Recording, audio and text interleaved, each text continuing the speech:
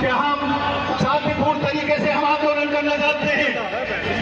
जिंदगी यहाँ पर जितने समस्त संगठन इकट्ठा हुए हैं उनका किसी राजनीतिक पार्टी से कोई संबंध नहीं है और न ही उनकी कोई राजनीतिक महत्वाकांक्षा है, परंतु अच्छी तरह से समझ लें, अगर किसानों के उत्पाद से लेकर उनके जीवन पर भी कोई संकट आता है तो निश्चित तौर पर से हिंदुस्तान के अंदर यहाँ पर टल्लेबाजी हमारे बीच में मौजूद नहीं है।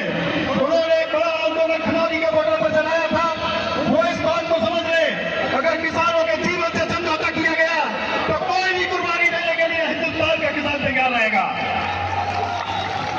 और मैं सरकार को बता देना चाहता हूं, इस हिंदुस्तान के अंदर कुर्बानियों को याद कर ले, गाजीपुर बॉर्डर से लेकर खलारी बॉर्डर तक 800 किसानों ने आहिस्ता पूर्ण अपनी कुर्बानियां दी हैं। हम इस देश का भला चाहते हैं, हम इस देश में हिंसा नहीं चाहते हैं। वो इस बात महात्मा गांधी की संतान है, लेकिन उस बात को भी याद करें, हम चंद्रशेखर आजाद, सरदार भगत सिंह का खा के बंधन भी है, सुभाष चंद्र बोस के बंधन भी है, हमारी रगों में खून दौड़ रहा है। हम इस देश को बर्बाद नहीं करना चाहते हैं।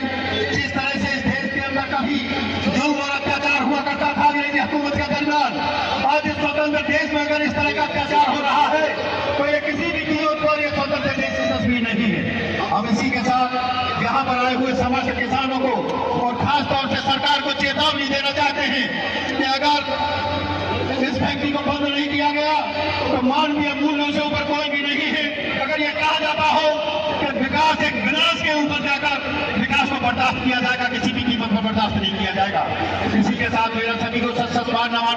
और मैं 2 लाइनों के साथ, किसान तुम बड़े चलो पर सत्य पुण्य पंथ है, किसान तुम बड़े चलो पर सत्य पुण्य पंथ है, क्रांति की मसाल है, पुकार का सुपंथ है, पुकार का सुपंथ है। इसी के साथ मेरा सभी को सत सत नमन।